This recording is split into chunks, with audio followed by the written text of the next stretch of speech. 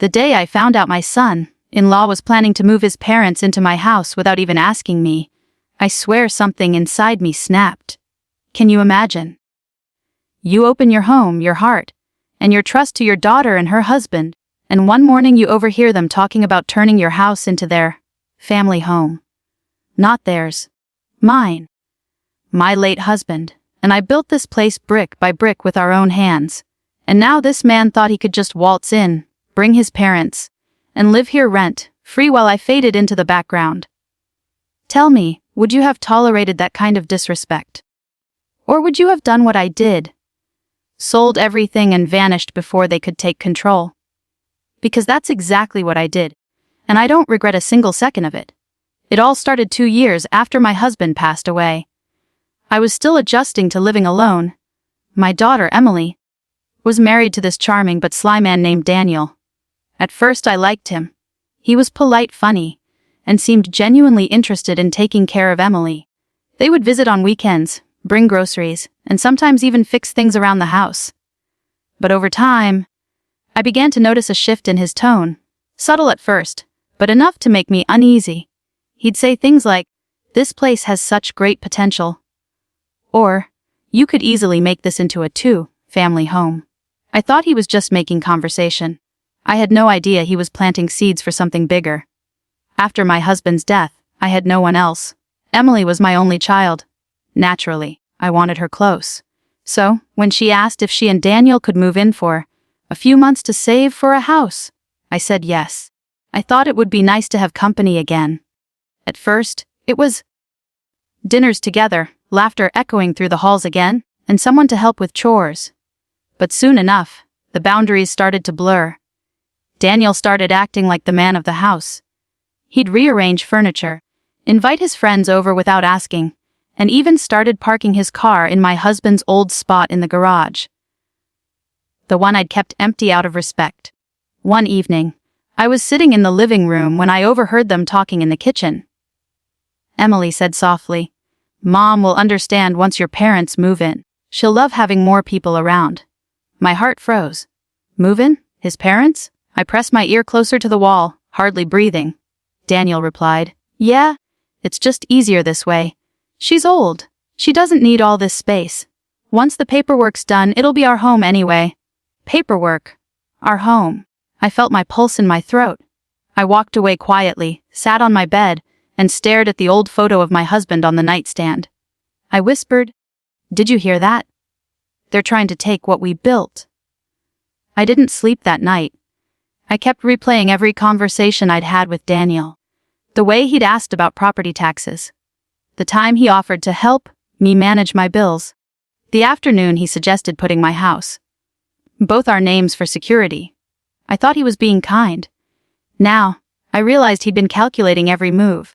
The next morning, I pretended nothing was wrong, but inside, I made a decision. If Daniel wanted my house, he'd get nothing but an empty plot of land. For the next few weeks, I played along. I smiled, cooked dinner, even laughed at his jokes. I started quietly collecting my important documents. The deed, the will, the insurance papers. I contacted my lawyer, a family friend named Karen, and told her everything. She listened patiently and then said, "You have every right to sell if the property's under your name. Let's make sure you get a fair deal and disappear before they even know what happened." We spent the next 2 months arranging everything in secret. I found a lovely little cottage 2 towns over, small but cozy, with a garden just like the one my husband always wanted. Meanwhile, Daniel was growing bolder. He started telling people, "Yeah, once we move my parents in, Mom will finally have some company."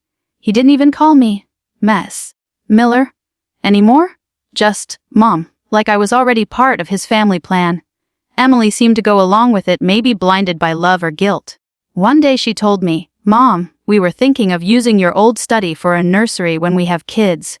My study, the one where I kept my husband's war medals, his journals, and our family photos. I felt something twist inside me, but I forced a smile. "That sounds lovely," I said. In my head, though, I was counting the days until the sale closed. About a week before the deal finalized, Daniel dropped the bomb. "Mom," he said casually over breakfast, My parents are coming to stay for a few weeks, just until their house renovations are done. My spoon froze midair. A few weeks, I repeated, trying to sound neutral. Yeah, he said with a grin. Don't worry, they'll stay in the guest room. You'll love them. I nodded slowly, knowing full well that by the time his parents arrived, there wouldn't be a house for them to stay in. So that's the situation I was in. A daughter who wouldn't listen, a son, in-law scheming behind my back, and a secret plan that would change everything. Before I tell you what happened next, I want you to pause and think. What would you have done if someone tried to claim your home right from under you? Would you confront them, kick them out, or disappear quietly like I did? The day of reckoning came faster than I expected. Daniel had gone out for work, and Emily was visiting a friend. I called the movers early in the morning. Everything was packed. Furniture, photos, keepsakes, everything that mattered. By noon, the house was empty except for a single envelope I left on the kitchen counter. It had 2 letters inside. One for Emily, one for Daniel.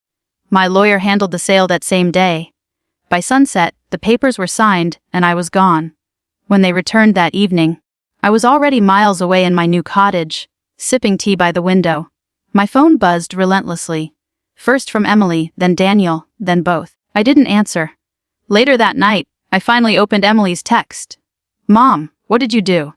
Daniel's parents are on their way! How could you sell the house without telling us? I typed slowly. It was never yours to plan around. I needed peace. Then I turned off my phone. Apparently Daniel lost it. My neighbor later told me he stormed around the yard shouting, accusing Emily of knowing everything. She didn't. I had kept her completely in the dark. She called me a week later, crying. Mom, he said you betrayed us. He says we have nowhere to go now. I replied, maybe now you'll see who he really is.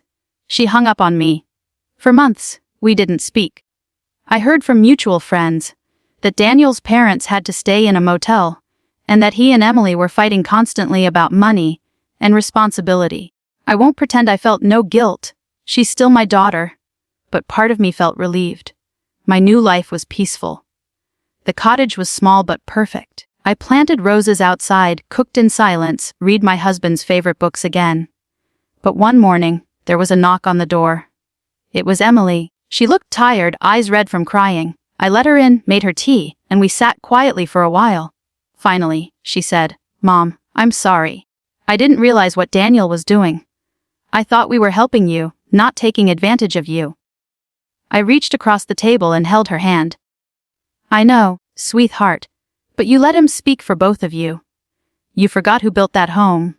She nodded, tears rolling down her cheeks. We're getting divorced, she whispered. After everything that happened, I saw a side of him I never want to see again. I hugged her tight. For the first time in months, I felt peace. Not just for me, but for her. She stayed with me for a while after that, helping around the cottage, rediscovering herself. We talked about her childhood, about her father, about the kind of man she deserved. Slowly, we healed. A few months later, I heard through the grapevine that Daniel had tried to sue me, claiming I'd sold his future home. The court dismissed it instantly. My lawyer had made sure every paper was airtight. He ended up moving back in with his parents, jobless and angry. Meanwhile, Emily found work at a local school and began smiling again. Sometimes, she'd sit with me in the garden and say, You know, Mom, you disappearing was the best thing that ever happened. You saved me too. I'd smile, not saying anything, just grateful the storm had passed. Do I regret it? Not at all. That house was a symbol of love and hard work, and I wasn't about to let greed and entitlement erase it. Some people say I overreacted, that I should have just talked to them. But tell me, how do you reason with someone who already sees your home as theirs? Someone who thinks they can make plans for your life without asking. I chose peace over confrontation, and I'd do it again. In the end, I learned something important: generosity has limits. You can open your heart and your home, but never to the point where someone thinks they own your kindness. My husband used to say, protect what's yours, even if it means walking away. I finally understood what he meant. So, that's my story. My son? In-law tried to move his parents into my house, and instead of letting him take control, I sold it and disappeared. Maybe it sounds extreme, but it was the only way to reclaim my peace. What do you think? Was I wrong for doing what I did? Would you have handled it differently? Like this video if you were on my side, and don't forget to subscribe for more stories like this one. And please, share your thoughts in the comments below. I love hearing how others see situations like this. Thanks for listening to my story, and I'll see you all in the next one.